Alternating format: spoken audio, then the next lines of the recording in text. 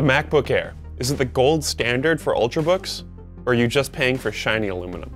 I'm Alex Roth with TechRadar, and this is the MacBook Air. The 2013 MacBook Air debuted under the banner of battery life. 10 hours on a single charge.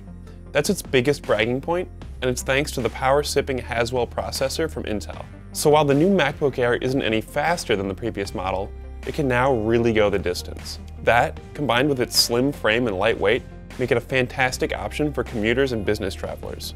At just under 3 pounds, it's so light you'll be checking to make sure you haven't forgotten it at home. Now, some people were surprised that Apple didn't give the Air a Retina display, but a high-resolution screen would definitely have knocked a few hours off the charge.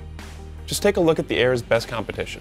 The Acer Aspire S7 and the Dell XPS 13 are both great-looking slim laptops with displays that go beyond the MacBook Pro's Retina, let alone the Air's display, but they get about 2/3 the battery life. Buy those machines if you want an intense display, or if you'd rather use Windows, but make sure to keep the charger in your bag. And speaking of the charger, that's one thing I miss about the old MacBooks. Both the Pro and the Air used to have these slim MagSafe chargers, like you see here on this 2012 model. Now they have these rectangular plugs which disconnect really easily, especially if the laptop is on your lap. It's nearly impossible to keep a new MacBook plugged in unless you're sitting at a desk. The huge battery life is good compensation, but I'm not sure why Apple switched the plugs. Now the MacBook Air comes in 2 sizes, 11 and 13, and I wholeheartedly endorse the 13. The base price is only $100 more than the 11, and I appreciate the extra screen and wrist rest space. The 11 just feels too cramped for me, plus it lacks an SD card slot. In my mind, the only reason to buy an 11 is if it fits in your purse or some other everyday bag. Personally, I'd buy the 13 and get a bigger bag.